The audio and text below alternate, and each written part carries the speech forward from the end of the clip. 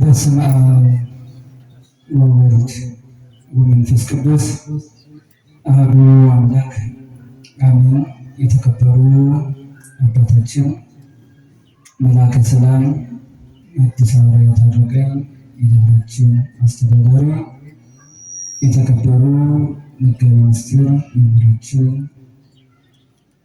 አደለ መለሰ የደብራችን ዋና ጸሐፊ፣ የተከበራችሁ አባቶች ሊቃውንተ ቤተክርስቲያን፣ ወንድሞች ዲያቆናት፣ ክርስቶስ የሚወዳችሁ ክርስቶስን የምትወዱ የክርስቶስ ቤተሰቦች፣ የእናቱ የእናታችን የንጽሕተ ንጹሐን የቅድስተ ቅዱሳን የድንግል ማርያም የአስራት የቃል ኪዳን ልጆች በወደደ ባሰባሰበን በልዑል እግዚአብሔር ስም ፍጹም ሰላምታ እንደምን ዋላችሁ? እንደምን ሰነበታችሁ? አሜን። እግዚአብሔር ይመስገን ብለን ስሙን ጠርተን እንድናመሰግነው የፈቀደልን የአባቶቻችን አምላክ ልዑል እግዚአብሔር ክብረ ምስጋና ይድረሰው። አትለየውምና እናቱ እናታችን እማ አምላክ ንጽሕተ ንጹሐን ቅድስተ ቅዱሳን ድንግል ማርያም ስሟ የተመሰገነ ይሁን። እንኳን አደረሳችሁ፣ እንኳን አደረሰን። ሁላችሁ ኃይለ ቃሉን ከኔ ጋር ትናገራላችሁ። ለሞት በሉ። አይሰማም። ለሞት ተሳብክ፣ በአንተ ሞት ሞት ጠፋ። በሞት ሞት ጠፋ። እንግዲህ እንደ እግዚአብሔር መልካም ፈቃድ የምንማማርበት ለተወሰነች ደቂቃ በይቻ ኃይለ ቃል ነው። ይህን ኃይለ ቃል ዛሬ ስናነበው ስንጸልየው በነበረ ስምዖን አምዳዊ ወይም ደግሞ አምዳዊ ስምዖን የሚባል ሰው የጸለየው የተናገረው ኃይለ ቃል ነውና እግዚአብሔር አምላካችን ከሁላችን ጋር ሆኖ እንዲያስተምረን የእርሱ መልካም ፈቃድ ይሁን። ያው የክርስቶስን መከራ በዝማሬውም ሰምተናል። በአጠቃላይ በዚህ በግብረ ሕማማቱ ስንሰማው ወንጌል የሚሆን ከዚያም ደግሞ ግብረ ሕማማት የሕማማት ስራው በዚያ በሚነበረው መልእክት በሚገባ ሰምተናል።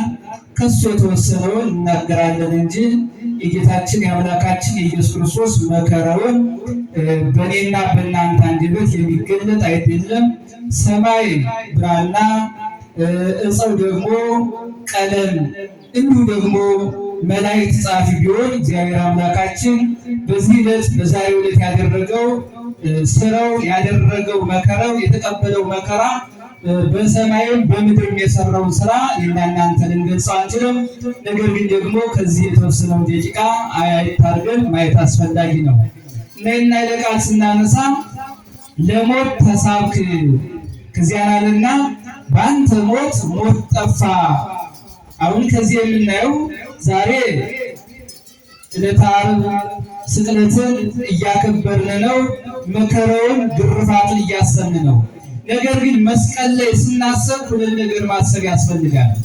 አንደኛው መራራ እንዳለ መስቀል ላይ፣ ሁለተኛው ደግሞ ሕይወት እንዳለ ነው። መራራ ምንድነው ስንል መስቀል ላይ የክርስቶስ ግርፋቱ፣ የክርስቶስ መከራው፣ የክርስቶስ አጠቃላይ የተቀበለው ሕማማተ መስቀል እናስብበታለን። መራራ ብለን የምንጠራው የማይሞተው መሞቱ፣ የማይገረፈው መገረፉ፣ የማይሰቀለው መሰቀሉ ስናይ መስቀል ላይ መራራ መሆኑን እናስብበታለን። ሕይወት መሆኑን ደግሞ ጣፋጭ ነገር መገኘቱን እንዴት አድርገን እናየዋለን ስንል መስቀል ላይ ምን አይነት ጣፋጭ ነገር ተገኘ ስንል አንደኛ ከእግዚአብሔር የምንወለድበትን ለኒቆዲሞስ ዘተወልደ እማይ ወመንፈስ ቅዱስ ኢይርያ ለመንግሥተ እግዚአብሔር ዘይተወልደ ከውሃና ከመንፈስ ቅዱስ ያልተወለደ የእግዚአብሔር መንግሥት ሊወርስ አይችልም ብሎ ክርስቶስ አምላካችን እንደተናገረው፣ ነገር ግን ደግሞ ከውሃና ከመንፈስ ቅዱስ የምንወለድበትን ጌታችን አምላካችን ኢየሱስ ክርስቶስ በቀራንዮ አደባባይ ላይ ሥጋውን ሲቆርስ ደሙን ሲያፈስ በጦር ሲወጋ ሕይወት የሆነ ማይገቦ ተገኝቷል። ሕይወት የሆነ ደግሞ መጠጥ ተገኝቷል። ሕይወት የሆነ ደግሞ መብል ተገኝቷል። ለዚህም አባ ሕርያቆስ በቅዳሴ ማርያም ላይ ሲናገር ኦ ማርያም በእንተ ዝናፈቅረኪ ወናቤኪ እስመ ወለድኪ ለነ መብልዐ ጽድቅ ዘበአማን ወስቴወ ዘበአማን። ማርያም ሆይ ስለዚህ ነገር እናከብርሻለን፣ ከፍ ከፍ እናደርግሻለን፣ እንወድሻለን። አንቺ እውነተኛ መብል እውነተኛ መጠጥ ኢየሱስ ክርስቶስን ወልደሽልናልና ብሎ ይናገራል። እና መስቀል ላይ ማሰብ ያለብን እነዚህ ነው። ጌታችን አምላካችን ኢየሱስ ክርስቶስ መስቀል ላይ ሲወጣ ሕይወት ሰጥቶናል። ቅድም በዝማሬው እንደሰማችሁት እርሱ ዕርቃኑን ተሰቅሎ ለእኛ የጸጋ ልብስ አልብሷል። እርሱ መራራ ሞት ጠጥቶ ለእኛ ሕይወት መጠጥ ሰጥቷል። ይህንን ማሰብ አስፈላጊ ነው። መስቀል ላይ እንግዲህ የክርስቶስን መስቀል ስናስብ ግርፋቱን ስናስብ ዛሬ ብቻ አይደለም። ከትናንትናዋ ምሴተ ሐሙስ ጀምሮ ክርስቶስ አምላካችን ከተያዘበት ዕለት ጀምሮ ክርስቶስ አምላካችን ብዙ መከራ ተቀብሏል። ብዙ መከራ በጸሐፍት ፈሪሳውያን አማካኝነት ክርስቶስ አምላካችን በሸንጎ አደባባይ ሲቆም ብዙዎች ክርስቶስን እየገረፉ ክርስቶስን እየገፉ ክርስቶስን በእርሱ ላይ መከራ እያመጡ ክርስቶስን አገላተውታል። እሱ ብቻ አይደለም፣ ከሊቶስጥራ ወደ ቀራንዮ አመላልሰውታል። ወደ ጲላጦስ ለፍርድ ወደ አደባባይ ሲመጣ ጲላጦስ የኔ አገዛዝ የኔ ግዛት አይደለም ብሎ ወደ ሄሮድስ ይልከዋል። ሄሮድስ ደግሞ እንደገና ካስገረፈው ከመረመረው ካሰቃየ በኋላ ዙሮ ደግሞ ወደ ጲላጦስ ይመልሰዋል። ከትናንትናው ከሐሙስ ማታ ጀምሮ ክርስቶስ አምላካችን በይሁዳ አማካኝነት አይሁድ ከያዙት በኋላ ክርስቶስ አምላካችን ብዙ መከራ ተቀብሏል። ብዙ መከራ ተቀብሏል። ይህንን ብዙ መከራ ሲቀበል ደግሞ ቅድም በመግቢያችን መምህራችን እንደነገሩን 13ቱ ሕማማተ መስቀል የሚባሉትን ክርስቶስ አምላካችን ተቀብሏል። 13ቱ ሕማማተ መስቀል። እነዚህ 13ቱ ሕማማተ መስቀል ምንድን ናቸው ብለን ስናስብ ክርስቶስ አምላካችን ታስሮ ግሪክ የሚባል የኋሊት የፍልጥ ታስሯል። ለማን ብሎ ታሰረ ካላችሁ ለኔና ለእናንተ ነው። ክርስቶስ የታሰረበትን ዓላማ ስናይ አዳም በመከራ ታስሮ ነበርና አዳምን ከመከራ ለመፍታት ነው። ከዛሬ 5 ቀን በፊት የሆሳዕና ዕለት ሰምታችሁ ከሆነ አህያዋን ከውርንጭላዋ ጋር ፈታችሁ አምጡልኝ የሚለው ከዚህ ጋር የተያዘ ነው። የመጀመሪያው አህያዋ መፈታቷ የሰው ልጅ መፈታቱን የሚገልጽ ነው። ነገር ግን ደግሞ ክርስቶስ አምላካችን የሰው ልጅ ሲፈታ እርሱ ታስሯል። ታስሮ ግሪክ የሚባለው ክርስቶስ አምላካችን የፍጥኝ ታስሮ እኔና እናንተን ደግሞ ከታሰርንበት ክርስቶስ አምላካችን ፈቶናል። ሌላው ተጽፎ መልታየት የሚባል ክርስቶስ መከራ ተቀብሏል። በጥፊ መመታት ክርስቶስ አምላካችን ለምን በጥፊ ተመታ ስንል የተመታበት ዓላማ በአዳም ላይ ሰይጣን አገዛዝ አጽንቶ ምን አድርጎታል? አዳምን በጥፊ መተው ነበረ። ስለዚህ ክርስቶስ አምላካችን በጥፊ መታ የነበረ የሰው ልጅ በጥፊ መታ የነበረ አዳምን ነፃ ለማውጣት ክርስቶስ አምላካችን በጥፊ ተመታ። ከዚያስ ተቀስፎ ዘባ ጀርባውን በጅራፍ ስጋው አልቆ አጥንቱ ሲቆጠር ድረስ እንደሰማችሁ 6666 ጊዜ ጉልበተኛ የሚባሉ ሰዎች አንዱ ገርፎ ሲደክም ለአንዱ እየሰጠ አንዱ 40 ይገርፍና እንደገና ያኛው ደግሞ 40 እየገረፈ አስቡት። የሚገርማችሁ አይሁዳውያን ኦሪትን እናከብራለን ይላል፣ ኦሪትን ይሽራሉ። በኦሪታውያን ወይም በእስራኤላውያን ወይም በአይሁዳውያን የገረፉትን ሰው አይሰቅሉም። ከ40 በላይ ደግሞ አንድ ሰው ይገረፋል። ክርስቶስ አምላካችን ግን 6666 ጊዜ ተገርፏል። መገረፍ ብቻ የለም፣ የገረፉትን አይሰቅሉም። ክርስቶስ አምላካችን ከግርፋት አልፎ መስቀል ላይ አውለውታል። አስቡት። ይህ ምንድን ነው? ለማን የከፈለው ስትሉ ለሁላችን ከአዳም አንስቶ እስካሁን ላለው ትውልድ ክርስቶስ አምላካችን የሰው ልጅ ከሚገረፉበት ግርፋት፣ ከጨለማ ግርፋት፣ ከሲኦል ግርፋት ለማውጣት ክርስቶስ አምላካችን ለኔና ለእናንተ ብሎ ተገርፏል። ከዚያስ ተኮሮት ርስ ራሱን በዘንግ ወኮረው ራሱ በለስ ራሱን በዘንግ ይቀጠቅጡ ነበረ። የሚገርማችሁ ራሱን የሚቀጠቀጥ ክፉ እባብ ነበረ። ክርስቶስ ግን ለአዳም ልጅ ብሎ የሚገርማችሁ ክርስቶስ አምላካችን ራሱን የተገረፈበት የተቀጠቀጠበት ምክንያት ስታዩ የክርስቶስ ራስ ሲመታ አዳምን ያሳተው ክፉ በእባብ አምሳል ድል የነሳው ሰይጣን ራሱ ይመታ ነበር። ያ ብቻ አይደለም። ከዚያ አልፎ የሚገርማችሁ ክርስቶስ አምላካችን በዘንግ ራሱ ሲመቱት አዳምን ያሳተው ያ ክፉ ሰይጣን ክርስቶስ አምላካችን ራሱ ሲመታ ሰይጣን ይመታ ነበር። ግን ክርስቶስ እኮ ተሰቅሎ ሲወጋ ክርስቶስ ሳይሆን ይሰማው የነበረ አዳምን ያሳተው ክፉ ሰይጣን እሱ ነበር። ለዚያም ሐዋርያው ቅዱስ ጳውሎስ ሲናገር ወቀነወ በመስቀሉ ተነከረው ወአይተፎ ምንየነ ከኛም አስወገደው ይላል። አያችሁት? ክርስቶስ አምላካችን በዘንግ ራሱን ተመቶ በሲኦል ውስጥ በዘንግ ይመታ ይቀጠቀጥ ይገረፍ የነበረውን አዳምን ነፃ ወጣ። ይህንን ካረገ በኋላ ደግሞ አክሊለ ሦክ የሚባል ጠንካራ ከሆነ ክፉ የተታታ በክርስቶስ ላይ ራስ ላይ አምጥተው ደፉበት። አስቡት፣ ክርስቶስ አምላካችን የሾህ አክሊል አቀዳጁት። ለመላእክት የክብር ዘውድ የሚያቀዳጅ ክርስቶስ አምላካችን ለእኔና ለእናንተ ብሎ የሾህ አክሊል ተቀዳጀ። ለመላእክት የብርሃን ልብስ የሚያለብሳቸው ክርስቶስ ለእኔና ለእናንተ ብሎ እርቃኑን በቀራንዮ ተሰቀለ። መላእክት የሚያከብራቸው ክርስቶስ አምላካችን ለእኛ ብሎ ተዋረደ። በሲኦል የወደቀውን አዳምን የሚያነሳ ክርስቶስ ለእኛ ብሎ ወደቀ። ይህንን ነው የምናስበው። ይህ ብቻ አይደለም። ጻዊራ መስቀሉን ተሸክሞ አንዱ ወደፊት እየገፋው፣ አንዱ ደግሞ ወደ ኋላ እየሳበው፣ አንዱ ወደ ቀኝ እየገፋው፣ አንዱ ወደ ግራ እየገፋው ክርስቶስ አምላካችን አስቡት። ለሰው ልጅ ምን ያልከፈለው ነገር አለ? መስቀል ተሸክሞ መስቀሉን ተሸክሞ ሰውነቱ ስጋው አልቋል፣ አጥንቱ ይቆጠራል፣ ደሙ ይፈሳል። በዚያን ሰዓት ደግሞ ከዚያ ላይ መስቀል አሸከሙት። መስቀል ማሸከም ብቻ አይደለም፣ ከመስቀሉ ላይ ጉልበተኛ የሚባሉ ሰዎች እየተንጠላጠሉ ክርስቶስን መሬት ላይ ይጥሉ ነበረ። መስቀሉ ይቀለዋል እያሉ አንዳንድ ጊዜ እኮ የሰው ልጅ ጭካኔ ስናይ ለምን የምነግራችሁ የሰው መከራ የማይሰማቸው፣ የሰው ቁስል የማይሰማቸው፣ የሰው ግርፋት የማይሰማቸው እንደነሱ ያማዋን ብለው እንደነሱ መከራ ይቀበላል ብለው የማያስቡ ሰዎች አሉ። አይሁዳውያን በክርስቶስ በመስቀል ላይ እየወጡ ከመሬት ይጥሉ ነበረ። መስቀሉ ቀላለው እያሉ እንዲከዱ እያረጉ መስቀል አሸከሙት። የማልበቃቸው በቀኖች ተነከሩት።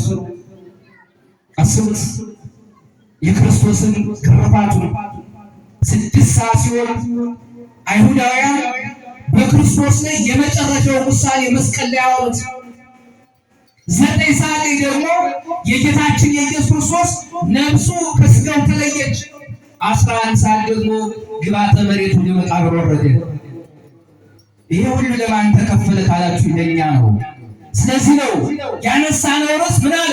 ለሞት ተሳብክ፣ ባንተ ሞት ጠፋ። በማን ሞት አልኳችሁ? የእኛን ሞት ለማጥፋት ማን ሞተ? ክርስቶስ። እኛን ከግርፋት ነፃ ለማውጣት ማን ተገረፈ? ክርስቶስ።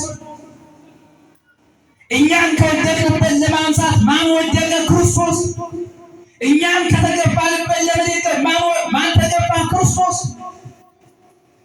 13ቱን ሕማማተ መስቀል ክርስቶስ ተቀበለ። በዛሬው ዕለት እነዚህ ሲቀበል 13ቱን ሕማማተ መስቀል ሲቀበል ትልቁ ምንድነው ካላችሁ የሰው ፍቅር ነው። ለዚያም ነው ፍቅር ሳወለ ወዳያል መንበር ዋንሶስ ተለሞት የሰው ልጅ ፍቅር ኃያል እግዚአብሔርን ወደ መሬት ወደ ትሕትና ራሱን ዝቅ አድርጎ ሰው ወደ ወዳ መጥቶ ይላል። ዋንሶስ ተለሞት እስከ ሞት ማደረሰው። አያችሁ፣ ይህ ፍቅር ለማን ተሰጥቷል? ለኛ እኮ ነው። እግዚአብሔር ሰውን ስለወደደ እስከ ሞት ድረስ መከራ መስቀል ተሸክሞ ተከተለ። የሚገርማችሁ ዮሐንስ አፈወርቅ ይህንን ሲናገር እንዲህ ይላል፣ ስለ ክርስቶስ መከራ መስቀል ሲናገር ክርስቶስን የምትወዱ አልቅሱለት ይላል። ብክይዎ እለ ታፈቅርዎ፣ የምትወዱት ስለ ክርስቶስ አልቅሱ፣ የማይሞተው ሙቷልና። የምትወዱት ስለ ክርስቶስ አልቅሱ፣ የማይገረፈው ተገርፏልና። የምትወዱት ስለ ክርስቶስ አልቅሱለት፣ የማይሰቀለው መስቀል ላይ ውሏልና። የምትወዱት ስለ ክርስቶስ አልቅሱለት፣ መራራ ሞት የማይጠጣው መራራ ሞት ጠጥቷልና። የምትወዱት ስለ ክርስቶስ አልቅሱለት፣ የማይወድቀው ወድቆኛል አንስቷልና እያለ ዮሐንስ አፈወርቅ በቅዳሴው ይናገራል። አስቡት ይህ ፍቅር። የሚገርማችሁ ነገር ግን ይህንን መከራ እመቤታችን እንዴት ተቋቋመችው? ምን ለምነግራችሁ ይህ ሁሉ መከራ ከሐሙስ ዕለት ጀምሮ እስካሁን ሰዓት ድረስ እመቤታችን መከራውን ትከታተል ነበረ። በጨለማው ዘው ሲሄዱ ከድንጋይ ላይ ትወርቃለች፣ ከፎቅ ላይ ትወርቃለች። ያን ሁሉ መከራ እመቤታችን ግን ቻለችው። እንደው ክርስቶስ ሰው አምላክ ሆኖ በአምላክነቱ ቻለው። እመቤታችን ድንግል ማርያም በምን አቅሟ ቻለችው? እውነት ነው የምነግራችሁ። ያችን የግብጿን ራሔል እኮ ስናስብ ራሔል ላላቀፈቻቸው፣ ጡት ላላጠባቻቸው፣ ላልሳበቻቸው ልጆቿ አለቀሰች። በእውነት የእስራኤል አምላክ በዚህ ሀገር የለም ወይ? የእስራኤል አምላክ በዚህ ሰማይ የለም ወይ ብላ እንባዋን ወደ ሰማይ ረጨች። ያችን ራሔል የሰማ እመቤታችንማ ምን ያህል ታለቅስ? ራሔል ላልሳበች፣ ራሔል ላልታቀፈች፣ ራሔል ላላየች ልጆቿ አለቀሰች። እመቤታችን እኮ ገና በማኅፀኗ ሲወሰን መላእክት ቅዱስ ቅዱስ ቅዱስ እያሉ ያመሰገኑላት የመላእክት ምስጋና ሰማ የነበረች ናት። በቤተልሔም በተወለደ ጊዜ ሰብአ ሰገል ዕጣን፣ ከርቤ፣ ወርቅ ሲገብሩለት ያየች፣ እንስሳት እስትንፋሳቸውን ሲገብሩለት ያየች፣ መላእክት ስብሐት ለእግዚአብሔር በሰማያት ወሰላም በምድር ላይ ያመሰገኑት፣ መላእክትና እረኞች አንዱ ነው ምስጋና የተቀኙለት ያን ንጉሥ የተራቡትን የሚመግብ የተጠሙትን የሚያጠጣ የታመሙትን የሚፈውስ አጋንንትን የሚያስወጣ የተሰደዱትን የሚመልስ ለደካሞች ምርኩዛቸው የሆነ ልጇ ያ ክርስቶስ በመስቀል ላይ ሲውል እመቤታችን ምን ያህል መከራዋ ከባድ ነው። አስቡት እናቶች፣ ሌባ ለሆነው፣ ነፍሰ ገዳይ ለሆነው፣ ወንበዴ ለሆነው እናት ታለቅሳለች። እመቤታችን እኮ ልጇ ወንበዴ አይደለም፣ ወንበዴዎችን የሚጠራ የእመቤታችን ኢየሱስ ክርስቶስ እኮ ሌባ አይደለም፣ ሌቦችን በፍቅር ኑ ብሎ በንስሐ የሚጠራ ያንን ልጇ መስቀል ላይ ያየችው። ይህንን ሲናገር ማርያም ድንግል ሆይ ያን የቀራንዮውን መስቀል ያን የቀራንዮውን መከራ ኧረ እንደምን ቻልሽው ይላል። ሲበኛ ይኖር ላይ ሳይሆን እንደምነግራችሁ የሞቱትን የሚያስነሳ ልጇ ሲሞት፣ የወደቁትን የሚያነሳ ልጇ ሲሞት፣ የተገፉትን የሚደግፍ ልጇ ሲሞት፣ ሕሙማንን የሚፈውስ ልጇ ሲሞት፣ የጎበጡትን የሚያቀና ልጇ ሲሞት፣ ዕውራንን የሚያበራ ልጇ ሲሞት፣ ለምጻምን የሚያነጻ ልጇ ሲሞት፣ የእመቤታችን መከራዋ ምን ያህል እሱ ብቻ የለም። ሰው እኮ ሞተ ተብሎ መርዶ መስማት ቀላል ነው። ነገር ግን ደግሞ የልጇን አሟሟት በዚያ ውጣ ውረድ ማየት እውነት ለምነግራችሁ እመቤታችን እንዴት ቻለችው? ያንን ሁሉ ስጋው አልቆ አጥንቱ ሲቆጠር ድረስ ያንን መከራ አይታ እንዴት ተቋቋመች? መሬት ላይ ሲጥሉት ምራቅ ሲተፉበት ያንን ሁሉ መከራ እንዴት ተቋቋመች? እሱ ብቻ የለም። መስቀል ላይ ተሰቅሎ ተነበየ ለነ ክርስቶስ መኑ ጸባክ ወመኑ ኮላከ። ክርስቶስ እስኪ ተናገር፣ ማነው ራስን በዘንግ የመታ? ማነው ፊትህን በጥፊ የመታ? ማነው እስኪ ተናገር እያሉ ያንን ሲያሽሟጥጡበት እመቤታችን እንዴት ቻለችው? ይህ ሁሉ ነው ዛሬ የምናስበው። ብለን የምነግራችሁ ዛሬ ስናስብ ይሄን እናስባለን። የክርስቶስ መከራ መስቀሉ ለኛ ብሎ መገረፉ፣ ለኛ ብሎ መሞቱ፣ ይህንን ፍቅር እንገልጸዋለን። ቅዱስ ዮሐንስ አፈወርቅ ሲናገር ጌታ ሆይ ሞትክልኝ፣ ተሰቀልክልኝ፣ ተገረፍክልኝ ብዬ ከመናገር በስተቀር ያንተን ፍቅር በምን ገልጸዋለሁ? እኔና እናንተ ከጧት አንስተን ስንወርቅ ስንነሳ መከራውን ስናስብ ውለናል። ነገር ግን የኔና የእናንተ መውደቅ መነሳት የክርስቶስን ፍቅር ይገልጸዋል? አይገልጸውም። አስቡት። እግዚአብሔር አምላክ ፍቅሩን የገለጸው በሞት ነው። አንድ ሰው ልጁን ቢወድ ርስት ጉልት ያወርሰዋል። ስጋውን ቆርሶ ደሙን አፍስሶ ግን አይሰጠውም። ክርስቶስ አምላካችንን ወደደን። ከወደደን በኋላ ስጋውን ቆረሰልን፣ ደሙን አፈሰሰልን። ክርስቶስ አምላካችን ወደደን፣ ርስት መንግሥተ ሰማያትን አወረሰን። አስቡት። ይህ ነው የክርስቶስ። ክርስቶስ አምላካችን ሲሆን እናት አባት ለልጅ ርስታቸውን ሲያወርሱ የሚወዱት ልጅ አይተው ሊያወርሱ ይችላሉ። ክርስቶስ አምላካችን ግን ርስቱን ያወረሰ ያ ወንበዴ ለሆነው፣ ያ ቀማኛ ለሆነው፣ ያ ዘማዊ ለሆነው፣ ያ ነፍሰ ገዳይ ለሆነው ነው እግዚአብሔር ርስቱን ያወረሰ። እያሰባችሁ ነው? ያ መስቀል ላይ ሆኖ ተዘከረኒ እግዚኦ በውስተ መንግሥትከ፣ አቤቱ እግዚአብሔር በመንግሥት በግርማ መለኮት በጌትነት በመጣ ጊዜ አስበኝ ብሎ ያ ወንበዴው ሲናገር ክርስቶስ አምላካችን አለው አንተ ትቀድሞ ለአዳም በያሰብ መንግሥት፣ አንተ አዳም ቀድሞ ገነት መንግሥተ ሰማያት ትገባለህ አለው። አስቡት። ክርስቶስ አምላካችን እስከዚህ ድረስ ነው። በዛሬው ዕለት 7 ተአምራት ተገልጸዋል። ስንት አልኳችሁ? 7 ተአምራት። የሰው ልጅ ሲጨክንበት፣ የሰው ልጅ ርኅራኄ ሲያጣ፣ የሰው ልጅ በሚያደርገው ስራ በሚያስተምረው ትምህርት መማር ሲያጣቸው፣ ነገር ግን ደግሞ ግዛን የሌላቸው የሰው ልጅ ይማርባቸዋል የተባሉ 7 ነገሮች በዛሬው ዕለት ተገልጸዋል። ቅድም የነገርኳችሁ 13 ሕማማተ መስቀል እንዳለው ነው 7 ነገር። ከነዚህ ከ7ቱ ነገር ምን ናቸው ስንል የመጀመሪያው ክርስቶስ አምላካችን በተሰቀለ ጊዜ ፀሐይ ምን ብላለች? ጨለማ ሆናለች። ከ6 ሰዓት እስከ 9 ሰዓት ጨለማ፣ ከ9 ሰዓት እስከ 12 ሰዓት ብርሃን፣ ከዚያ እንደገና ጨለማ፣ ከዚያ እንደገና ቀን፣ ከዚያ እንደገና ጨለማ። ክርስቶስ በመቃብር ቆየ እና ክርስቶስ አምላካችን በመስቀል ላይ በተሰቀለ ጊዜ ምን ፀሐይ አምላኬማ ተሰቅሎ ምን አላደረግም? ብርሃን አልሰጥም አለችና ጨለማ ሆነች። ይቺ ፀሐይ በክርስቶስ ጊዜ ብቻ ሳይሆን ለእነ ሙሴ ጸሊም መማሪያ የሆነች። አብርሃም በፀሐይ ፈጣሪውን ተመራምሮ ያገኘ ፀሐይ ሰው ያስተምራል። ፀሐይ ጨለመ። ያ ብቻ የለም። ከዚያስ ጨረቃ ደግሞ ግንብ ሆነች። እሱ ብቻ የለም። ከዋክብት ደግሞ መሬት ላይ ከመስቀሉ ስር እንደ ቅጠል ረገፉ። እንደ ቅጠል አስቡት። ይህን ጊዜ እነዚህ 7ቱ ታምራት 3ቱ በሰማይ 4ቱ በምድር ተገልጸዋል። 4ቱ በምድር ፀሐይ፣ ጨረቃ፣ ከዋክብት በሰማይ ናቸው።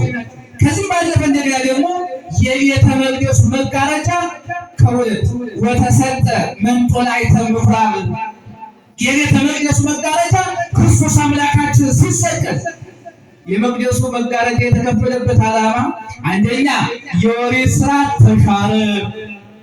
እስኪ የቤተ መቅደሱ መጋረጃ ከሁለት ተከፍሏል።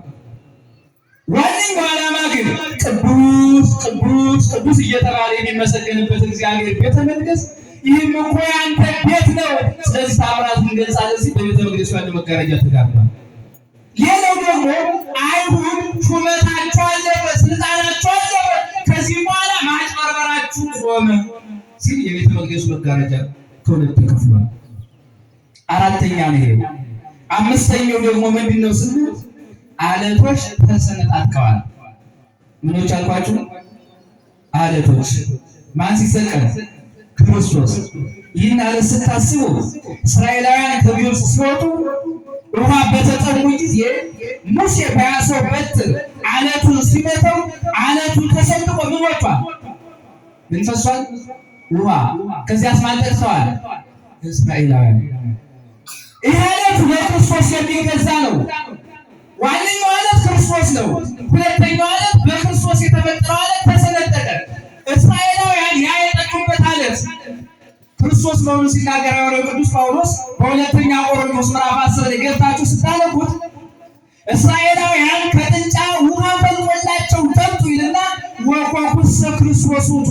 ያም እስራኤላውያን ከጥንጫ ላይ ውሃ ፈልቆላቸው የጠጡበት ጥንጫው አለቱ ክርስቶስ ነው ይላል።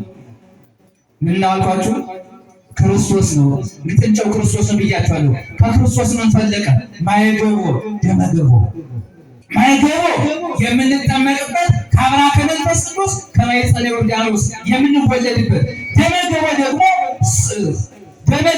ጠጥተን ይህንን የጠጣ ወይም ደግሞ ዘበላ ሥጋዬ በሕይወት ሥጋዬን የበላ ደሜን የጠጣ የዘላለም ሕይወት አለው ተብሎ ክርስቶስ አምላካችን እንደተናገረ ሥጋውን በልተን ደሙን ጠጥተን ሕይወት አግኝተን የምንኖርበት አለቶች ተሰነጠቁ።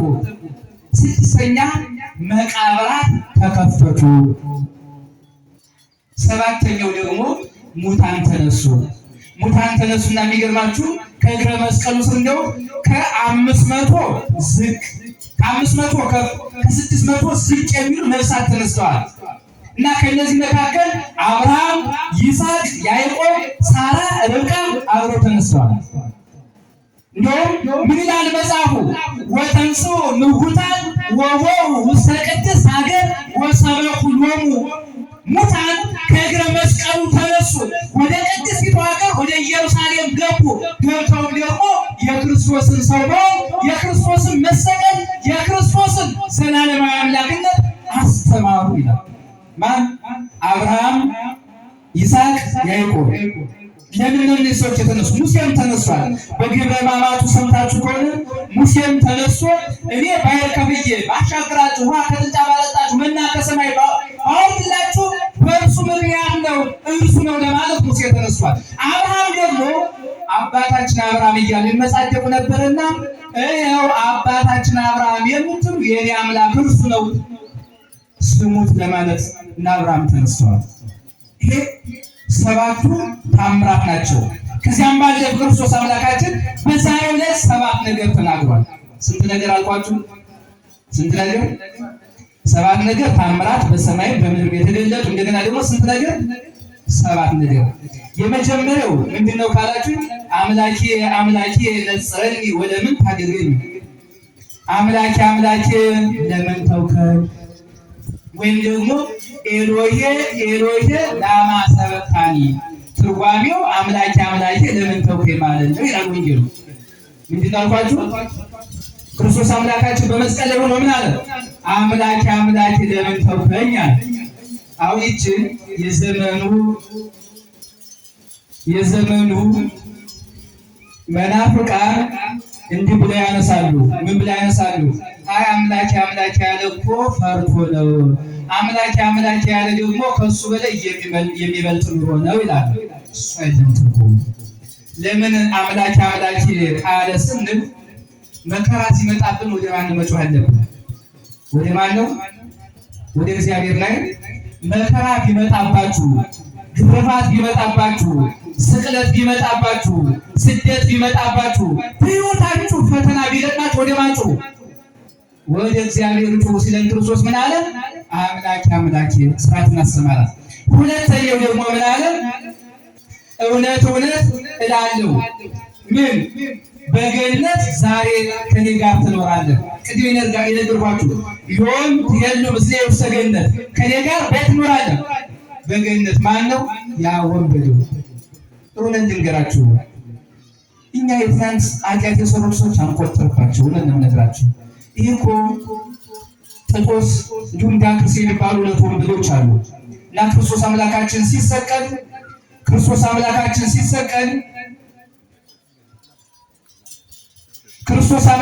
ሲሰቀል የሚገርማችሁ ነገር እነዚህ ወንበዴዎች ከግብፅ ጀምረው እስከ ኢየሩሳሌም ሰውን ሲዘርፉ ሲገሉ የቆዩ ናቸው እና አብረው ተሰቀሉ። አብረው ሲሰቀሉ ዳክርስ የሚባለው በግራ በኩል ያለው አምላክነቱን አልተረዳም። በቀኝ በኩል ያለው ጥጦስ ግን አምላክነቱን ተረድቷል።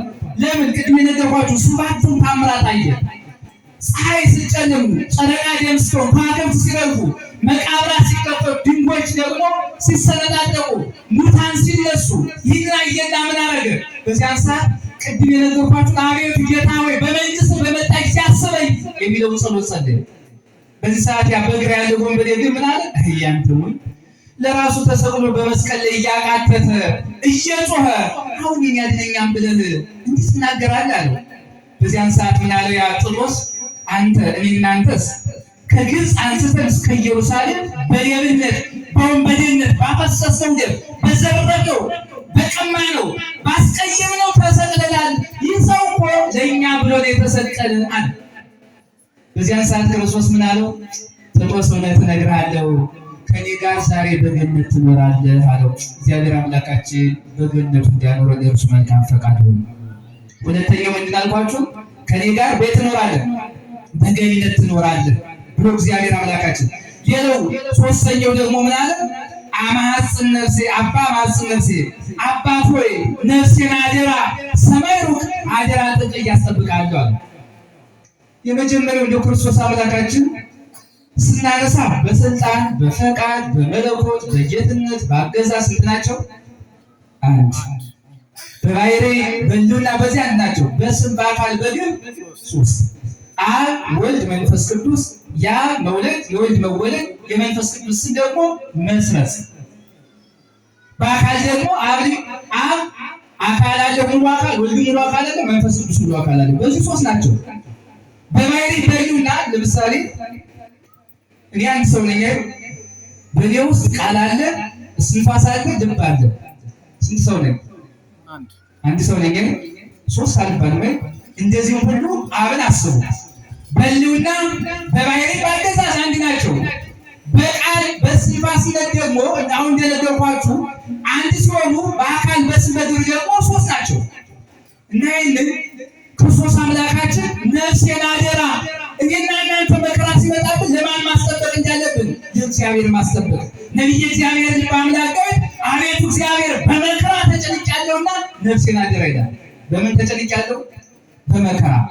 ነቢየ እግዚአብሔር በመከራ ነፍሴ ተጨንቃለች፣ ነፍሴን እንዲገድሏት የሚፈልጉ ብዙዎች ናቸውና አቤቱ እግዚአብሔር አምላክ ሆይ ከእነሱ እጅ አድነኝ ብሎ ነቢየ እግዚአብሔር ተናግሯል። እና ክርስቶስ አምላካችን ይህንን ለመግለጽ ይህንን አድርጓል። አራተኛው ምንድነው ካላችሁ?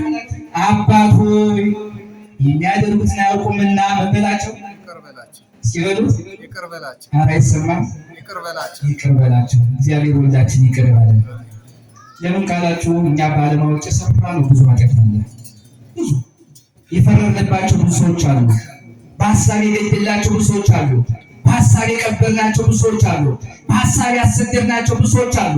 በሀሳብ የጠላናቸው ብዙ ሰዎች አሉ። በሀሳብ እንዲሞቱ የሞት ውሳኔ የፈረድንባቸው ብዙ ሰዎች አሉ። እና ክርስቶስ አምላካችን አለ አባ ስረይ ሎሙ እስመ በዘያእምሩ ይገብሩ። አቤቱ አባት ሆይ የሚያደርጉት አያውቁም።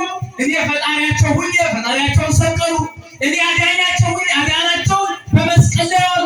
ለዚህም ሲናገር ምን መሰላችሁ? ሙሴ እስራኤል ሆይ አለ ሕይወትህ መድኃኒትህ በመስቀል ላይ ሁና ታያታለህ፣ ነገር ግን አታምንባትም ማለት እስራኤል ትሬያ ለሕይወትህ ስቅልተ ወይታመና።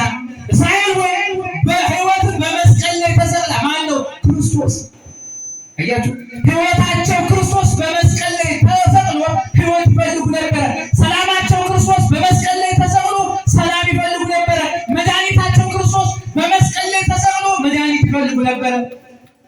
እና ይህንን ነው ሕይወታቸው ክርስቶስ ስለሆነ የሚያደርጉትን አያውቁምና፣ ሌላው ደግሞ ይቅር ባይ አባት ስለሆነ ለዚያም እኮ ነው እናንተም የበደሏችሁ ይቅር ብትሉ እኔም ይቅር እላችኋለሁ፣ ወይም ደግሞ የበደሉን ይቅር እንደምንል አቤቱ ምን በለን ይቅር በለን፣ ይቅርታን አስተማረን ለሚገቡን። ይህ ክርስቶስ ብቻ የሚገርማችሁ ቀዳሜ ሰማይ ተብሎ ሊቀ ዲያቆን ተብሎ የሚጠራው እስጢፋኖስ በድንጋይ ሲወግሩት ምን አለ?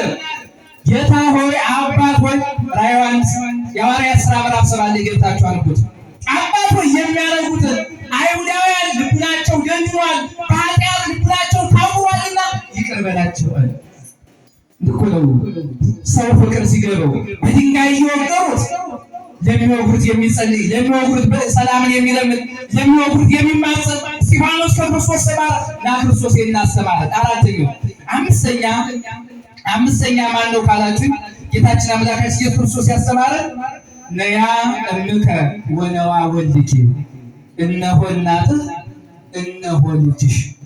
መስቀል ላይ ቅድም ነግሬያቸዋለሁ።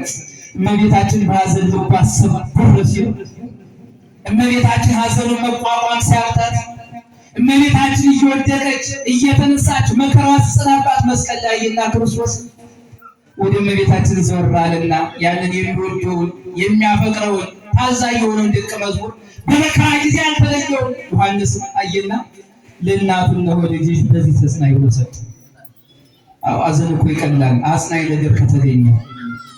አንድ እናት ወልዳ ቢሞትባት ልጅ ካገኘች ያንን ትረሳዋለች። ልክ ክርስቶስ አምላካችንም እናት ድንግል ማርያም በእሷ ዘንድ ልቧ ስለተሰበረ በዮሐንስ ተጽናና ብሎ እነሆ እናቱ ብሎ ሰጠ።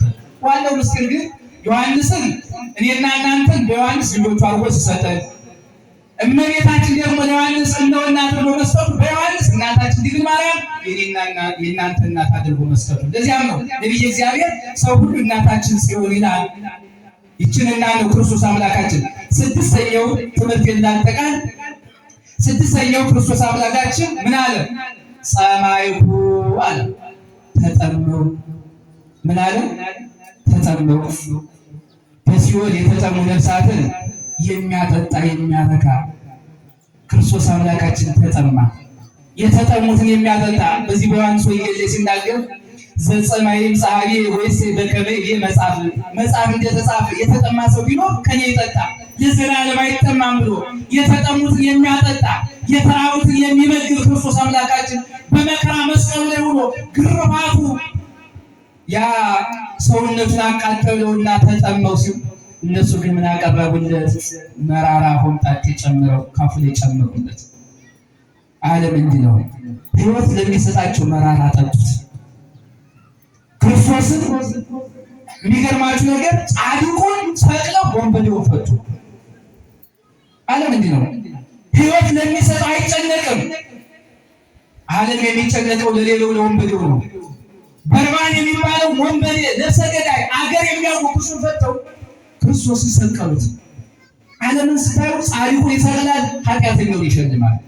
ጻድቁን ያሳድጋል፣ ኃጢአተኛውን ባለርስት ያደርጋል። የዓለምን ርስት ስታዩት እግዚአብሔር አምላክ ይህንን ተጠመው ሲላቸው ይህንን ሆምጣጤ ያመጣው ነቢየ እግዚአብሔር ልበ አምላክ ዳዊት ተናግሮታል። ዋስተው ይብያ ለጥሜ ሆምጣጤ አጠጡኝ፣ መራራ ካፌ ላይ ጨመቁብኝ፣ እኔ ተጠመው ስላቸው መራራ አጠጡኝ ብሎ ነቢየ እግዚአብሔር ስለ ክርስቶስ ተናግሯል። የመጨረሻው ግን እግዚአብሔር ወይኔ ተፈጸመ፣ ሁሉ ነገር ተፈጸመ ብሎ በዛሬው ዕለት የተፈጸመ ስታነሱ የአዳም ሱባኤ ወይም ደግሞ ለአዳም በሐሙስ ዕለት ወበመንፈቃ ዕለት እትወለድም ወለትከ ከልጅ ልጅ ተወልጄ በመስቀል ላይ ተሰቅያለሁ ያለው ክርስቶስ አምላካችን አዳምን ለማዳን ይህንን ተደርጓል። ክርስቶስ አምላካችን አንደኛ ፍጥረታትን ያከናወነብን ነው። ሁለተኛ እንደገና የሰው ልጅ ዳግመኛ ፈጥሮ በመስቀሉ ላይ ሁለተኛ የፈጠረበት ዕለት ስለሆነ ተፈጸመ ብሎ ይህ ዓርብን ስናስብ የመጨረሻው ክርስቶስ አምላካችን የነቢያትን ሱባኤ፣ የነቢያትን ትንቢት፣ የነቢያትን ልቅሶ፣ የነቢያትን መከራ የፈጸመበት ያስወገደበት ክርስቶስ አምላካችን መስቀል ላይ ስጋውን ሲያፈሱ ነፍሱ ከስጋው ተለይታ ነገር ግን ደግሞ በጨለማ በመከራው ስላሉ ነፍሳት ምን አደረገ? ወሰበከ ሎሙ ግሳነ ለጽዮን ወሆረ አበለ የነብር ሙቂታ ታስረው ተግዘው በጨለማ ውስጥ ወዳሉ ሂዶ ነፃነትን ሰበከ ይላልና ክርስቶስ አምላካችን ይህንን ሰዓት ስናይ ቅድም እንደነገርኳችሁ መከራውን ስናስብ እናለቅሳለን፣ እናነባለን። መድኃኒታችን ስናስብ ደግሞ ሕይወት መሆኑን ስናስብ ደግሞ ደስታ ይሰማናል። ከክርስቶስ መከራ ከክርስቶስ መስቀል መከራ አለበት፣ ደስታም አለበት። የክርስቶስን መከራ ስናስብ መከራውን እንዳለ ሆኖ ድነት እንዳለ ማሰብ አለብን። ከዚያም ባለፈ እንግዲህ ይህን ዕለት ክርስቶስ አምላካችን ባርኮ ቀድሶ እስከ ይህች ዕለት ለሞት ተሳክ ብሎ እንደተናገረው ሞትን በሞቱ ድል ነስቶ እኔና እናንተን ከሞት ነፃ አውጥቶናልና ከሞት ነፃ ያወጣን የአባቶቻችን አምላክ ክብር